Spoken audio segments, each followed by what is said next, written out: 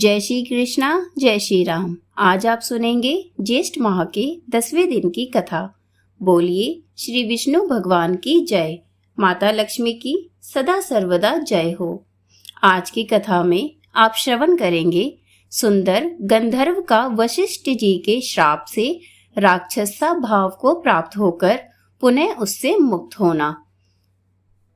ऋषियों ने पूछा, हे सूत जी, वह राक्षस कौन था जिसने भगवान विष्णु के भक्त महात्मा ब्राह्मण को कष्ट पहुंचाया था?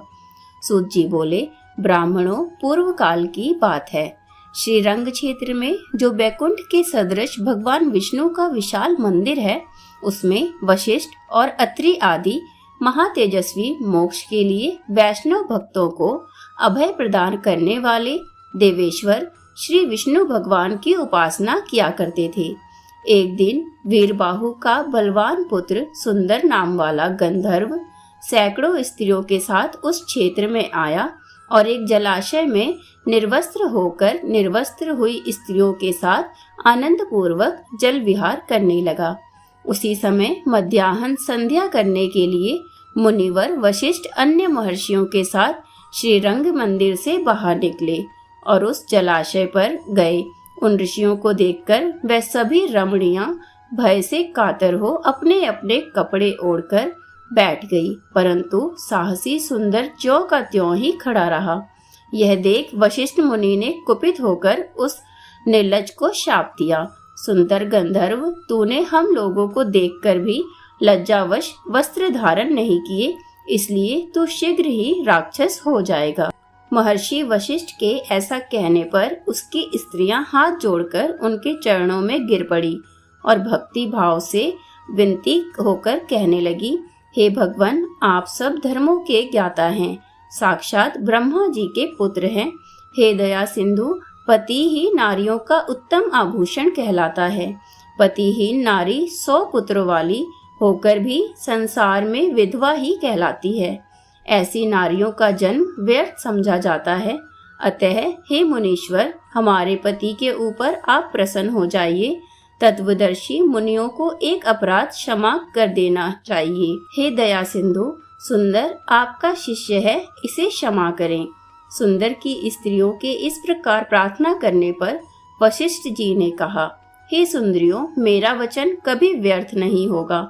इससे छूटने का उपाय मैं तुम्हें बतलाता हूँ, उसे श्रद्धा पूर्वक सुनो। यह राक्षस के समान आकार वाला सुंदर आज से 16 वर्षों के बाद इच्छा अनुसार घूमता घामता सर्वहारी वेंकटाचल पहुँच जाएगा और वहाँ चक्र तीर्थ पर जाएगा।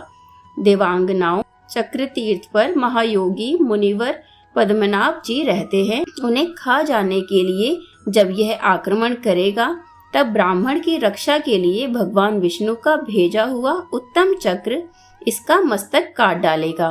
तदंतर शाप से मुक्त होकर ये तुम्हारा पति सुंदर अपने स्वरूप को प्राप्त होकर पुनः स्वर्ग लोक में चला जाएगा। श्री रंगनाथ में भक्ति करने वाले वशिष्ठ जी ऐसा कहकर शीघ्र ही अपने आश्रम को चले गए।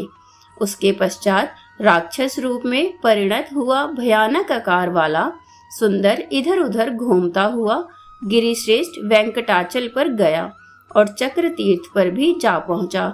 इस भ्रमण में ही उसके 16 वर्ष पूरे हो गए थे। उसके पश्चात चक्र तीर्थ निवासी पद्मनाभ को खा जाने के लिए उसने बड़े वेग से आक्रमण किया। मुनि ने भगवान विष्णु की स्तुति की और भगवान ने राक्षस द्वारा पीड़ित पद्मनाभ की रक्षा के लिए चक्र को भेजा। इस प्रकार चक्र ने आकर उस राक्षस का मस्तक काट डाला। तब वह राक्षस शरीर छोड़कर दिव्य देह धारण करके विमान पर जा बैठा। उस समय उसके ऊपर फूलों की वर्षा हो रही थी।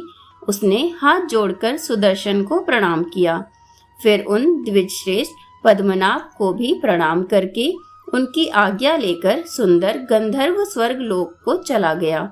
हे ब्राह्मणों, इस प्रकार मैंने उस राक्षस की उत्पत्ति का वृतांत और चक्र तीर्थ का पाप नाशक महात्म्य आप लोगों से बतलाया है। इसे सुनकर मनुष्य सब पापों से मुक्त हो जाता है। आगे मैं आपको एक और महात्म्य सुनाता हूँ। ये महात्म्य है घोण तीर्थ का महात्म्य, जिसमें गंधर्व पत्नी के उद्धार के बारे में बताया गया है। हे ब्राह्मणों, अब घोण तीर्थ का महात्म्य सुनो।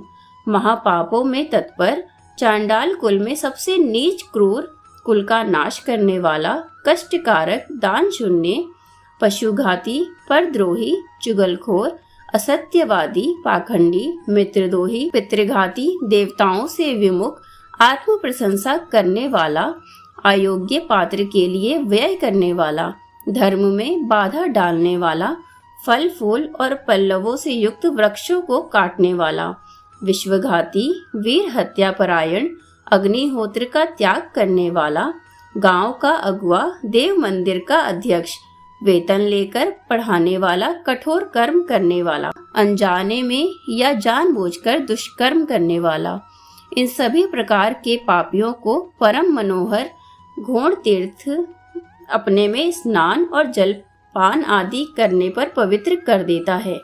इस विषय में एक प्राचीन इतिहास मैं तुम्हें सुनाता हूँ, जो सब पापों का नाश करने वाला है। पूर्व काल में महातेजस्वी गार्ग्य मुनि ने महात्मा देवलोक को नमस्कार करके कहा, हे महाभाग, आप घोण तीर्थ के शुभ महात्म्य का वर्णन कीजिए। देवल ने कहा, हे मुनि, तुम्बरु नामक गंधर्व अपनी पतिव्रता पत्नी को शाप देकर इस तीर्थ में स्नान करने के लिए दयानिधान वेंकटेश्वर की पूजा करने से पुनरावृत्ति रहित विष्णु धाम को प्राप्त हो गया था। वह वृतांत इस प्रकार है। एक दिन तुम्बरु नामक गंधर्व ने अपनी प्यारी पत्नी से इस प्रकार कहा, हे देवी, सब पातकों का नाश करने वाले माघ माह में सूर्योदय के समय इस तट पर भगवान विष्णु की पूजा करनी है, इसलिए गोबर से इस भूमि को लीप दो और इस माघ में प्रतिदिन माधव के लिए दीप बत्ती बनाओ। भगवान के आगे भक्ति पूर्वक धूप समर्पित करो, पवित्र होकर भगवान के लिए रसोई तैयार करो और मेरे साथ रहकर परिक्रमा तथा नमस्कार आदि द्वारा भक्ति पूर्वक भगवान की पूजा करो। नित्य प्रति आलस्य छोड़कर भगवान विष्णु की पुराण कथा सुनो। नित्य सवेरे स्नान करके यत्न पूर्वक श्री हरि का चरणोदक पान करो। कृष्ण, विष्णु, मुकुंद, नारायण, जनार्दन, अनंत और विश्वतामन इत्यादि भगवान के नामों का सदा कीर्तन किया करो और क्रोध, मात्सर्य तथा लोभ आदि का त्याग करके व्रत नियम का पालन करो। इससे तुम्हें भव बंधन से छुटकारा मिलेगा और सनातन विष्णु धाम की प्राप्ति हो जाएगी। स्वामी का ऐसा कथन सुनकर गंधर्व की उस प्यारी पत्नी ने क्रोधपूर्वक उत्तर दिया, हे आर्यपुत्र, माघ के महीने में बहुत सर्दी पड़ती है। उस समय प्रातःकाल जबकि सूर्य का तेज बहुत मंद रहता है, सूर्योदय काल में कैसे कोई स्नान करेगा। माघ में उस समय शीत का अधिक कष्ट रहता है, इसलिए आपके बताए हुए ये सब कार्य मुझसे बार बार न हो सकेंगे। अतः प्रातःकाल मैं आपके साथ स्नान नहीं करूंगी, क्योंकि अधिक सर्दी पड़ने से यदि मेरी मृत्यु हो गई तो उस समय आप मेरी रक्षा नहीं करेंगे। पत्नी की ये बात सुनकर तुम्बरु ने सोचा कि धर्म विरुद्ध चलने वाले पुत्र को, अप्रिय वचन बोलने वाली पत्नी को तथा ब्राह्मण एवं ईश्वर को न मानने वाले राजा को तत्काल शाप के द्वारा दंड देना चाहिए। इस नीति के वचन का विचार करके गंधर्व ने अपनी सती पत्नी को इस प्रकार शाप दिया। वह बोला, 100 पातकों का नाश करने वाले परम पुण्यमय वेंकटाचल पर घोण तीर्थ के समीप जो पीपल का वृक्ष है, उसके खोखले में तुम मेढकी हो जाओ।